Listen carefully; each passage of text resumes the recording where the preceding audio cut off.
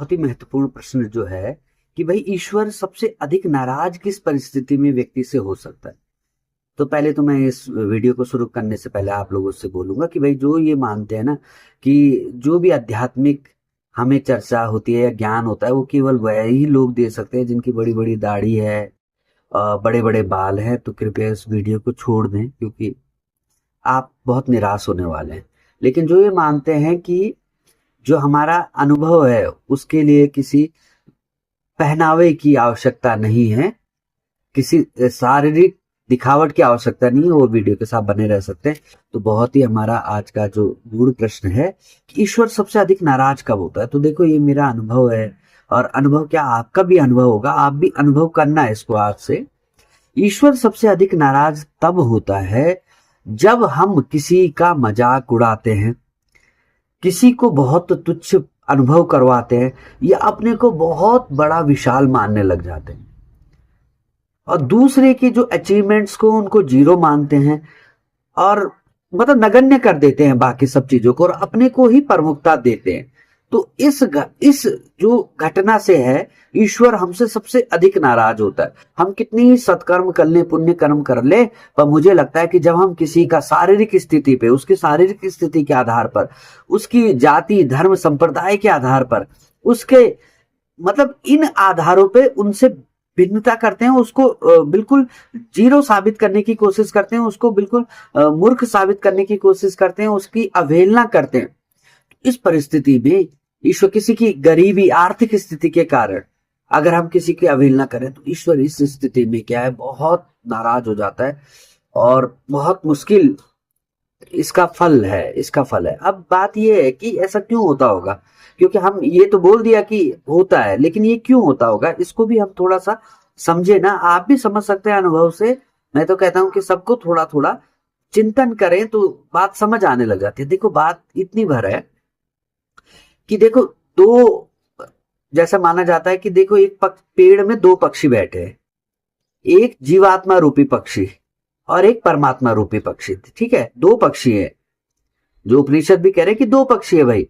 दो पक्षी मतलब जीवात्मा का मतलब तुम्हारा अंतःकरण या थोड़ा स्ट्रेट फॉरवर्ड में समझ लो हमारी बुद्धि है, जो क्योंकि हम उस बुद्धि से ही हमारा अहंकार भी आप समझ रहे हो, मन भी, सबको उसी में अंतःकरण में लो या उसको बुद्धि मान लो। और दूसरा परमात्मा रूपी पक्षी जो उसी पेड़ में है, मतलब ये पेड़ है एक हमारा शरीर, इसी पेड़ में एक जो अंतःकरण रूपी पक्षी, बुद्धि रूपी पक्षी जो हमारा है, और एक परमात्मा रूपी पक्षी जो उस पक्षी को निरंतर देख रहा है। परमात्मा रूपी पक्षी निरंतर उस पक्षी को देख रहा है और सब शक्ति उस परमात्मा रूपी पक्षी की है। लेकिन जब ये पक्षी, जो ये बुद्धि रूपी पक्षी है जिसको हम अंतःकरण कह दें या जीव कह देते हैं, जब ये दूसरे का मजाक उड़ाता है, आप सोचो, तो परमात्मा रूपी पक्षी देख रहा है कि भाई मेरी शक्ति से ये जगत चल रहा है, यह भी इस मेरी शक्ति से चल रहा है, ये संपूर्ण ब्रह्मांड ही मेरी शक्ति से चल रहा है।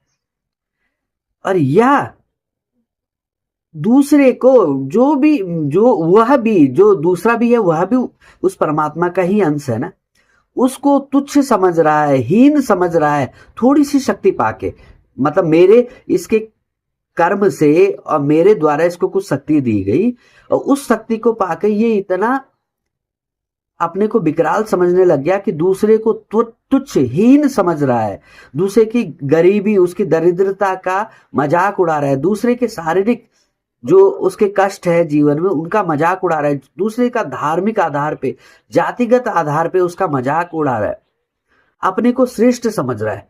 तो वह पक्षी, समझ रहे हैं आप, जो परमात्मा रूपी पक्षी है, उसी समय उस जीवात्मा रूपी पक्षी के प्रति क्या हो जाता है उनका, मतलब एक तरीके से उनके प्रति जो जो उनको शक्ति दे रहे थे वो नहीं दे पाते। मतलब एक आप देखो ना कि एक बच्चा भी है ना और उसके माँ बाप है, तो अगर आप बच्चा अपने माँ बाप की अवहेलना करे तो माँ बाप भी तो कुछ समय के लिए रुष्ट हो जाते हैं और कभी कभी तो बहुत समय के लिए रुष्ट हो जाते हैं। तो जो रुष्टता परमात्मा की होती है तुरंत तुरंत जो उस समय होती है वो बहुत भारी होती है और इससे हमें बचना चाहिए, क्योंकि ये बहुत कठिन है। आप दूसरे का, आपके हजारों पुण्य लाखों पुण्य तुरंत जीरो हो जाएंगे अगर इस प्रकार का कोई घटनाक्रम होगा, दूसरे का मजाक मत उड़ाइए, सबके प्रति सद्भावना रखिए। और मतलब मजाक मत उड़ाओ बस दूसरे का, उसको हीन भावना मत दिखाओ, हीनता मत दिखाओ उसके प्रति। उसको ये मत कहो कि ये तुच्छ है, जातिगत आधार पे, भाषाई आधार पे, संप्रदाय के आधार पे, धन के आधार पे, शरीर को देख के लोग मजाक उड़ाने लग जाते हैं। जैसे हम अष्टावक्र जी की कथा सुनते हैं कि भाई जब अष्टावक्र जी गए तो जनक की सभा में जो मतलब ब्रह्म ज्ञान की चर्चा करने आ रहे वो सभी मजाक उड़ाने लग गए। तो समझ रहे हो उसका परिणाम क्या हुआ कि अष्टावक्र ने उस संपूर्ण सभा को हराया, और जो बंदी था, जो अष्टावक्र जी से साक्षात करा था, महाविद्वान, उसको भी मतलब इस स्थिति में आ गया था क्योंकि उसको अपना शरीर त्यागना पड़े। लेकिन अष्टावक्र जी तो महाज्ञानी, उन्होंने कहा त्यागने की आवश्यकता नहीं है, लेकिन अपने अभिमान में मत रहो। तो भाई अभिमान बहुत बुरा है, क्योंकि ये जो परमात्मा रूपी पक्षी है, मैंने जो बताया बुद्धि रूपी जो हमारी जीवात्मा रूपी पक्षी है, वह परमात्मा रूपी पक्षी निरंतर इस जीव रूपी पक्षी को निरंतर देख रहा है। तो इस दूसरे के मजाक उड़ाने से, मजाक बनाने से अपने अहंकार को कम करें, जिंदगी आपकी सार्थक हो जाएगी। नमस्कार।